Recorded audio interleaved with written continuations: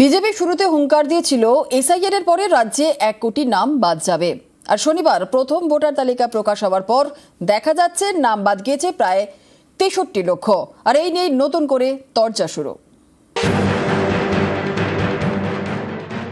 যে মেঘ যত বেশি গর্জায় সেই মেঘ তত বেশি বর্ষায় না। শুভেন্দু অধিকারী যে হুঙ্কার দিয়েছিল 1 কোটি 20 লক্ষ রোহিঙ্গা, আমরা প্রথম দিন থেকে বলেছিলাম একটা মিথ্যে প্রচার। সব মিলিয়ে সে 60, 70, 75, 80 যাই বাদ যাক না কেন, সেটা একটা ন্যাচারাল প্রসেস। যা খুশি ওরা বলে বলুক, ওদের কথায় কি এসে যায়। প্রক্রিয়া তো এখনো শেষ হয়নি, অনেক দূর পর্যন্ত যাবে। No SIR no vote. আমাদের যে ফর্ম 7 বাজেয়াপ্ত করা হয়েছে, আগুন লাগানো হয়েছে, বেআইনিভাবে পুলিশ তুলে নিয়ে গেছে, সেই সমস্ত নিতে হবে, শুনানি করতে হবে। এসআইআর এর পরে ভোটার তালিকা। শনিবার প্রথম ভোটার তালিকা প্রকাশ করেছে নির্বাচন কমিশন। প্রথম ভোটার তালিকায় নাম বাদ 5,46,053। খসড়া ভোটার তালিকায় আগেই বাদ পড়ে 58,20,899। খসড়া ভোটার তালিকা এবং প্রথম ভোটার তালিকা মিলিয়ে নাম বাদ প্রায় 63,66,952। এ নিয়েই নতুন করে তরজা শুরু।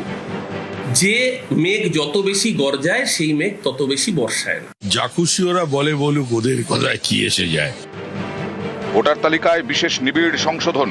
এসআইআর শুরুর আগে থেকেই রাজ্যের হাওয়া গরম। 1 কোটি নাম এসআইআর এ বাদ যাবে। এসআইআর এর পরে কোনো গ্যাপ থাকবে না। 2024 39%, আমাদের 40% রিজার্ভ। ওর ভুয়া ভোট, মৃত ভোট, বাংলাদেশি মুসলমানদের নাম বাদ যাওয়ার পরে কোনো গ্যাপ নেই। এসআইআর এর পক্ষে বারবার সুর চড়িয়েছে বিজেপি। ইয়ারে যদি 50 লাখ বাদ যায়, এখানে 1 কোটি 25 লক্ষ বাংলাদেশি মুসলমান আর রোহিঙ্গা বাদ যাবে। যে মেঘ যত বেশি গর্জায় সেই মেঘ তত বেশি বর্ষায় না। শুভেন্দু অধিকারী যে হুঙ্কার দিয়েছিল 1 কোটি 20 লক্ষ রোহিঙ্গা, আমরা প্রথম দিন থেকে বলেছিলাম একটা মিথ্যে প্রচার। সব মিলিয়ে সে 60, 70, 75, 80 যাই বাদ যাক না কেন, সেটা একটা ন্যাচারাল প্রসেস। বাংলার মানুষকে যে নাজেহাল করলো ভারতীয় জনতা পার্টি, বিএলওদের আত্মহত্যা করতে হয়েছে, সাধারণ মানুষের মৃত্যু হয়েছে। বাংলার মানুষ 2026 এপ্রিল মাসে ভোটের লাইনে তাদের জবাব দেবে। যা খুশি ওরা বলে বলুক, ওদের কথায় কি এসে যায়। প্রক্রিয়া তো এখনো শেষ হয়নি, অনেক দূর পর্যন্ত যাবে। No SIR no vote. আমাদের যে ফর্ম 7 বাজেয়াপ্ত করা হয়েছে, আগুন লাগানো হয়েছে, বেআইনিভাবে পুলিশ তুলে নিয়ে গেছে, সেই সমস্ত নিতে হবে, শুনানি করতে হবে। নিউজ 18 বাংলা। প্রথম ভোটার তালিকায় কাউন্সিলরের নাম বাদ। নৈহাটি পুরসভা তৃণমূল কাউন্সিলরের নামের পাশে লেখা ডিলিটেড। বাদ তার মায়ের নামও। সিঙ্গুরের এক ভোটারের নাম খসড়া তালিকায় ছিল, তাই ডাকা হয়নি শুনানিতে। অথচ প্রথম ভোটার তালিকায় তার নাম বাদ, দাবি সংশ্লিষ্ট বিএলওর।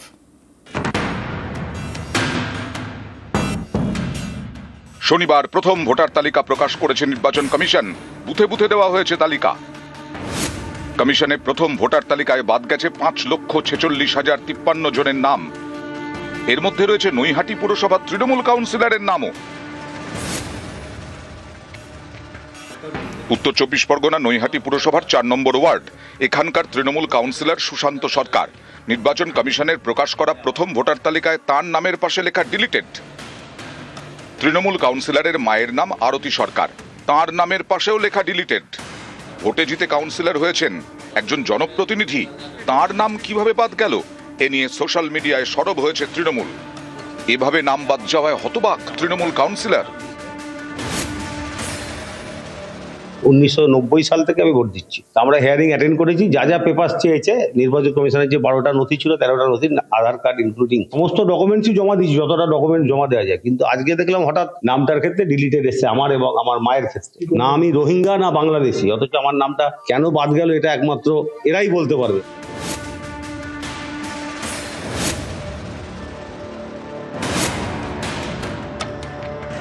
হুগলির সিঙ্গুর এখানকার এক বিএলওর দাবি, এক ভোটারের নাম ছিল খসড়া তালিকায়, তাকে হিয়ারিং এ ডাকা হয়নি, অথচ প্রথম ভোটার তালিকায় তার নাম বাদ, নামের পাশে ডিলিটেড।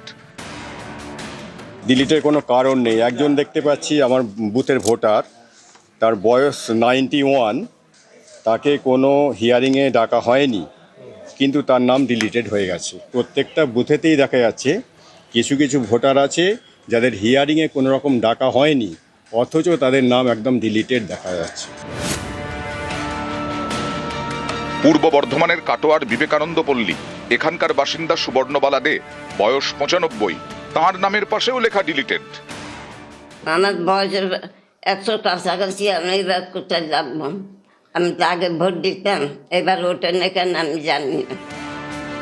নিউজ 18 বাংলা।